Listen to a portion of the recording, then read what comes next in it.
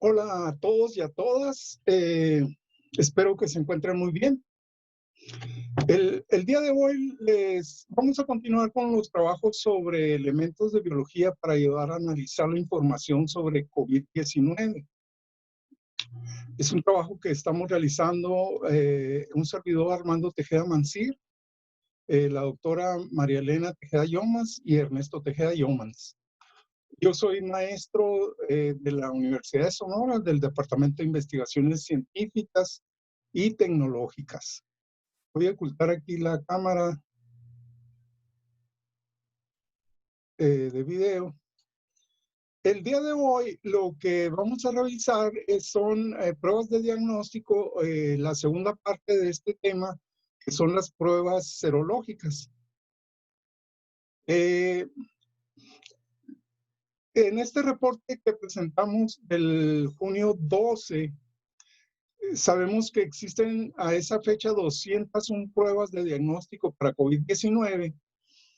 Prácticamente 3/4 son tipo PCR y 1/4 son de tipo serológicas, que son las que vamos a ver hoy.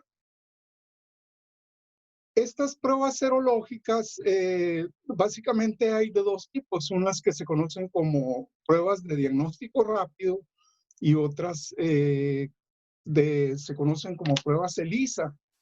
Y el día de hoy vamos a hablar de estas de diagnóstico rápido, que son las más utilizadas.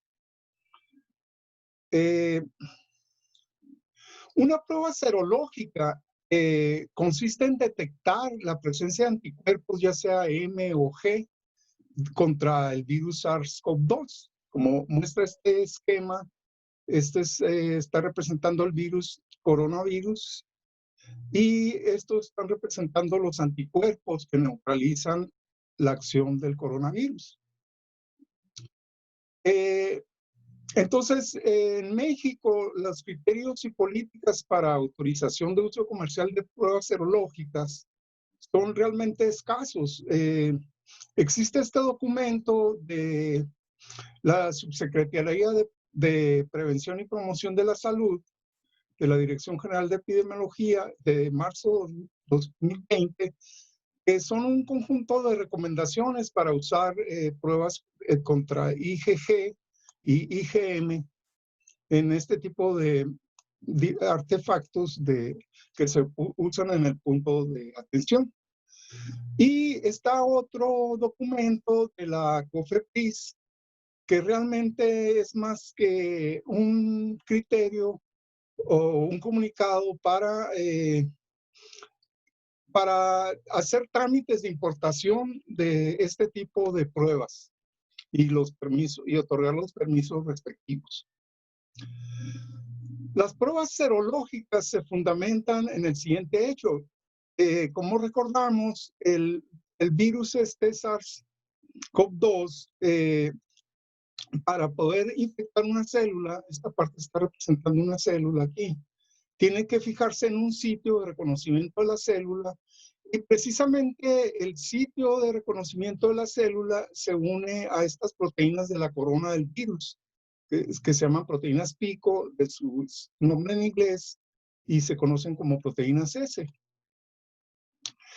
Entonces, los anticuerpos de mucho interés para estas pruebas son los anticuerpos que atacan estas proteínas S, que serían los anticuerpos que neutralizan el virus. Aquí en esta parte estamos esquematizando una sección del virus y entonces esta parte del virus que está aquí, que es la que sirve de foco de atención para los anticuerpos, es donde neutralizan los anticuerpos, se conoce como antígeno y este es lo que genera los anticuerpos realmente, es la señal. Y los anticuerpos que actúan sobre esta proteína pueden ser de diferentes tipos, en este caso el IgM. Actualmente existe tecnología que permite producir anticuerpos contra estos anticuerpos. Por ejemplo, en este caso, este es un anticuerpo, el IgM, y este que está aquí representa un anti-IgM. que sería un anticuerpo contra este anticuerpo mediante mecanismo de reconocimiento molecular. Entonces, visto lo anterior, vamos a comentar ahora el inmunensayo de flujo lateral, que es una prueba serológica de diagnóstico rápido. Y básicamente existen estos dispositivos de con algunas variantes, pero típicamente tienen un sitio para aplicar la muestra, que puede ser sangre o suero, y para aplicar la solución que permita que se desarrolle aquí la transferencia adecuada de moléculas. Tiene sitios aquí, regiones para la IgM y la IgG y una zona de control. El flujo en estos dispositivos es a través de un mecanismo que se llama flujo capilar, que es un flujo espontáneo de un líquido en espacios estrechos. Por ejemplo, en este experimento lo que tenemos es un conjunto de tubos de diferente diámetro interno, de diferentes diámetros internos. Y de derecha a izquierda el diámetro de los tubitos va decreciendo.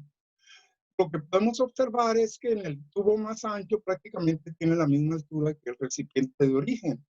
Pero conforme va disminuyendo el diámetro del tubo, la altura del líquido en el tubo va aumentando. Y eso es el flujo capilar en medios estrechos. Como cuando colocamos una gota en papel que se empieza a mover espontáneamente, es análogo. Y entonces, estos dispositivos, digamos, si nos interiorizamos en ellos, tienen un lugar donde se aplica la muestra y tiene otro lugar para colocar unos que se conocen como conjugados y tiene una zona de detección para la inmunoglobulina M, la IgG y una zona de control y finalmente una zona de absorción para los líquidos excedentes. Vamos a pasar a describir en qué consiste el ensayo de flujo lateral. Al inicio del funcionamiento del mecanismo, del sistema, lo que tenemos aquí, tenemos un anti-IgM, pero de pollo, que sirve de control. Y aquí tenemos un antígeno, que es una parte del virus, generalmente un pedazo de proteína S, unido a una partícula de oro. Este también está unido a una partícula de oro y estas partículas de oro son las que generan la señal en el funcionamiento del dispositivo. Y luego tenemos esta región donde está inmovilizado un conjunto de anti-IgMs y aquí está inmovilizado un conjunto de anti-IgGs y aquí está inmovilizada en esta región inmunoglobulina G de pollo. Cuando aplicamos una muestra de un individuo sano, donde no va a haber anticuerpos contra el SARS-CoV-2, entonces no se va a formar complejo con este conjugado, pero este conjugado va a fluir libremente hasta llegar a donde es reconocido por la IMG de pollo que está inmovilizada aquí, dado que esta es un anti-IgM. Y entonces se va a generar una señal aquí en la región de control. El resultado es que de este tipo de prueba es que no hay anticuerpos contra SARS-CoV-2 y pero el ensayo sí funciona. Otra alternativa es que cuando se coloca la muestra del paciente, la muestra tenga IgMs. Entonces lo que va a suceder es que estas IgMs son anticuerpos contra el SARS-CoV-2 y sí van a reconocer a este complejo y van a formar este complejo que está aquí, que va a ser oro, antígeno y IgMs. Al ir fluyendo por capilaridad aquí, cuando llegue estas moléculas a esta región, van a formar un complejo con la anti-IgM, dado que esta es IgM, y van a emitir una señal en esta región. Obviamente que la del control también va a fluir aquí, va a ser reconocido por estos antígenos que están aquí, y también va a haber una señal de control. Va a haber una señal en la región de M y una señal en la región control. Y como resultado, lo que vamos a tener es que en la muestra se están detectando anticuerpos M y que el ensayo llevó a término. Finalmente, si en la muestra del paciente tenemos IgM e IgG, entonces ambos tipos de anticuerpos van a reconocer a la proteína S y van a formar conjugados aquí de oro, antígeno, anticuerpo, oro, antígeno, anticuerpo. Y estos azules van a ser reconocidos por estos plomos que están aquí, dado que este es anticuerpo M y este es anticuerpo M. Y los cafés van a ser reconocidos en esta región, dado que este es anticuerpo G y este es anti-IgG. Y se va a generar señal aquí y aquí también por el control. Entonces, como resultado, podemos decir que hay anticuerpos IgM e IgG en el suero del paciente y que funciona el ensayo. Ahora, ¿cómo interpreto estos resultados? Bueno, ¿cómo se desarrolla una infección con virus? Perdón, sí, con SARS-CoV-2, perdón. Es muy variado, pero típicamente hay un periodo de ventana. Hay un periodo de ventana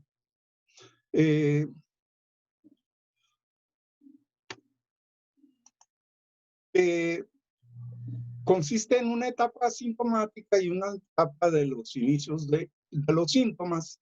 Y prácticamente en este periodo, que puede durar de 0 a 7, 10 días, la proteína, el anticuerpo IgM, que es este, prácticamente en este periodo no se produce.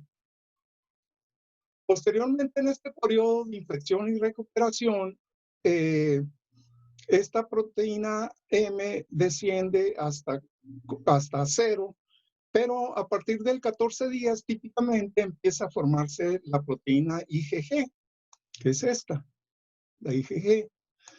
Y por el lado del virus, el RNA viral, se puede detectar con una técnica RT-PCR desde el inicio de la infección hasta el término.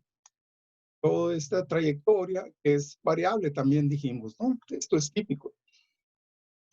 Entonces, lo que podríamos interpretar con esos resultados es que si el test da nada más el control, no hay antígenos en el suero aplicado. Si solamente se detecta la IgM, quiere decir que la infección es temprana, porque es la única que se detecta temprano. Si se detectan ambas anticuerpos, la G y la M, quiere decir que la infección está activa, y en la etapa tardía, pues se va solamente a expresar la inmunoglobulina G. De estos resultados, lo que tenemos, si comparamos la técnica de qPCR con las técnicas serológicas, vamos a ver que en el periodo de ventana, la RT-PCR puede detectar el virus, también en la infección temprana, en la fase activa, la fase tardía, excepto cuando ya no hay infección. O sea, cuando ya no hay infección, la qPCR no va a funcionar. La M, en todo caso, esta inmunoglobulina M, no se va a detectar en el periodo de ventana porque tarda en formarse los anticuerpos, tardan en formarse una vez dada la infección. Se va a detectar en la fase temprana, en la fase activa, pero ya en las fases finales no se va a detectar. Y la G, por otro lado, solamente se va a empezar a detectar tardíamente en este esquema a los 14 días, en la fase activa, en la tardía y al fin de la infección. Entonces, esto tiene importantes implicaciones, porque lo que quiere decir es que durante los primeros 7 días a partir de la infección, solamente se puede utilizar qPCR en términos generales, pero las pruebas serológicas hasta ahorita no se pueden aplicar para detectar infecciones en ese periodo. En los siguientes periodos las dos aplican, pero ya que se termina la infección, la qPCR ya no aplica porque ya no hay virus, pero en el medio sanguíneo quedan anticuerpos como el IgG que pueden ser detectados mediante pruebas serológicas. Esto es importante porque, como vamos a ver, pues para potenciales donadores de suero, para curaciones, unas curaciones que se utilizan, solamente se puede determinar si tienen anticuerpos a través de pruebas serológicas. Las pruebas rápidas, estas serológicas, son importantes porque tienen un tiempo reducido para efectuarse de 10 a 15 minutos. No requieren equipos grandes, son fáciles de operar y pueden ser utilizadas con suero, sangre y plasma. Y se pueden trabajar a temperatura ambiente. Sin embargo, estas pruebas tienen algunas limitaciones importantes. Vamos a hablar de 4 tipos, unas que se conocen limitaciones de falsos positivos y otras de reactividad cruzada, de inmunidad presente y de control de uso. Esta limitación que ha sido muy sonada en los medios científicos y no científicos, se refiere a que las pruebas serológicas para una enfermedad con una baja prevalencia de una población presentan dificultades para interpretar a los falsos positivos. Vamos a comentar este problema de los falsos positivos. Esto es un resumen de una aprobación de un diagnóstico para uso en Estados Unidos. Es una prueba rápida, RTD, la compañía, es de flujo lateral. Y una característica importante que el vendedor debe expresar en sus productos es la sensibilidad de la prueba y la especificidad, en este caso 93.8 y 95.6. Esta prueba es aprobada por la FDA y también por la Comunidad Europea. Entonces vamos a suponer que yo tengo una población de 400 individuos y el tamaño de la población no es tan importante, podríamos usar otros tamaños. Y vamos a suponer que la prevalencia de la enfermedad que estamos analizando, en este caso el COVID-19, es del 5%. Nosotros hemos hecho un cálculo de la prevalencia del COVID-19 en México al 15 de junio y es alrededor de 0.015%. Y vamos a suponer que las pruebas tienen una especificidad del 95% y una sensibilidad del 95%, que de cierta manera son bastante buenas. Entonces, con el dato de prevalencia, lo que nos indica es que de los 400 individuos de la población, ¿cuántos están infectados? El 5%. El 5% de 400 son 200 infectados y por lo tanto 380 individuos sanos. La sensibilidad es la capacidad de la prueba para detectar efectivamente a los sanos. Por ejemplo, si yo en este caso van a ser 380 sanos, el 95% quiere decir que va a detectar adecuadamente 361 sanos, pero va a generar 19 falsos positivos. Es decir, que aunque sean sanos, en las pruebas por el error de la prueba van a salir como positivos y por eso se llama falsos positivos. En cuanto a la especificidad de la prueba, se relaciona a qué tan capaz es la prueba para detectar a los que están infectados. Entonces, en este caso, la prueba tiene 95% de especificidad, quiere decir que detecta 19 infectados y uno no lo detecta. Es decir, el 5% de 20 es 1 o el 95% de 20 es 19. De tal manera que la probabilidad de que se haga un diagnóstico correcto en una población de negativos sería Los negativos que se hicieron correctamente, que en este caso son estos 361, entre todos los negativos que se determinaron, que son estos que se determinaron correctamente y este que es un falso negativo, porque realmente es positivo. Y eso nos da que la probabilidad de la probabilidad de esta prueba es bastante alta, es del 99.7% para los que son negativos. Sin embargo, para los positivos, se detectaron 19 positivos falsos y 19 positivos verdaderos. Entonces, la probabilidad de que yo detecte un positivo verdadero son 19 verdaderos entre los verdaderos más los falsos. Y esto es solamente del 50%. Quiere decir que en un estudio poblacional, la probabilidad de que al detectarse un individuo normal, la probabilidad de que la prueba resulte correcta es muy alta, casi el 100%, pero por otro lado, para los positivos, la probabilidad de que esté correcta la prueba es solo del 50%. Lo que significa esto es que la baja prevalencia limita el uso masivo de las pruebas con fines de control epidemiológico. Muchas pruebas son bastante buenas, o sea, en el ejemplo usamos 95%, pero si se quisiera para ese fin, se requiere más eficiencia, que sean muy, muy buenas para ese fin.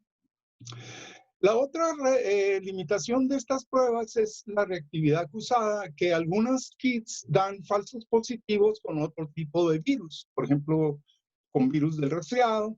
Sin embargo, eso no sucede con todos los kits que se venden. La otra limitación es que estas pruebas no, como vimos ahorita en el periodo de ventana, todavía no son lo suficiente sensibles para detectar los anticuerpos, entonces no funcionan ahí al principio de la infección. Y la cuarta limitación sería el control de uso de estas pruebas. Estas pruebas se han aprobado mediante autorizaciones de emergencia, generalmente. Y lo que ha sucedido, por ejemplo, aquí tengo yo datos de las que se han aprobado comercialmente o se producen comercialmente de mayo 20 a junio 12, prácticamente 20 días, y la cantidad ha disminuido prácticamente también 20 pruebas, o sea que hay un promedio de bajas de pruebas de una diaria. Esas bajas se deben a que salieron al mercado las pruebas, pero ya en el campo no reunieron las condiciones que se había dicho que tenían. Entonces, eso ha resultado que estas son 20 tipos de pruebas, pero de cada tipo de pruebas se pueden hacer miles o cientos de miles de kits. Entonces, eso hace que se hayan desechado a la fecha millones de pruebas rápidas por ser declaradas inútiles. El otro caso de este tipo de pruebas, de sus limitaciones, es que como está en este reporte de este hospital o servicio de salud, algunas pruebas que se aprueban para uso de emergencia, como esta que está aprobada por la FDA para uso de emergencia de sus siglas en inglés y por la Comunidad Europea, explícitamente tienen aquí su sensibilidad de especificidad. Sin embargo, esta que también está aprobada en Estados Unidos para uso de emergencia, ni siquiera reporta la sensibilidad ni la especificidad. Sin embargo, ya tiene autorización o ya tuvo autorización de emergencia, de uso de emergencia. Estas pruebas han sido muy controversiales y recientemente, el 27 de mayo, el Centro para el Control de Enfermedades y Prevención de Estados Unidos declaró que estas pruebas pueden dar resultados incorrectos hasta el 50% de las veces. Entonces, algunas recomendaciones que hace la Asociación Médica Americana para el uso de estas pruebas es que se pueden usar, por ejemplo, para evaluar individuos para donaciones de plasma. es decir, para ver si tienen anticuerpos para donar plasma. Y sobre todo hacer hincapié que los resultados de estas pruebas no deben utilizarse para generar certificados de inmunidad, es decir, para gente que regrese al trabajo o que ya tenga más exposición con sus compañeros. Eh,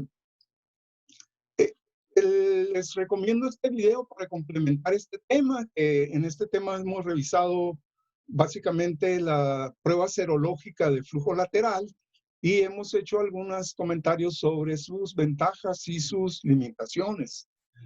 Entonces, les doy las gracias por su atención y les pido que visiten el canal de Biotemas, donde hemos estado subiendo algunos videos relacionados con este tema, que se suscriban al canal y que den comentarios positivos en caso que así lo consideren.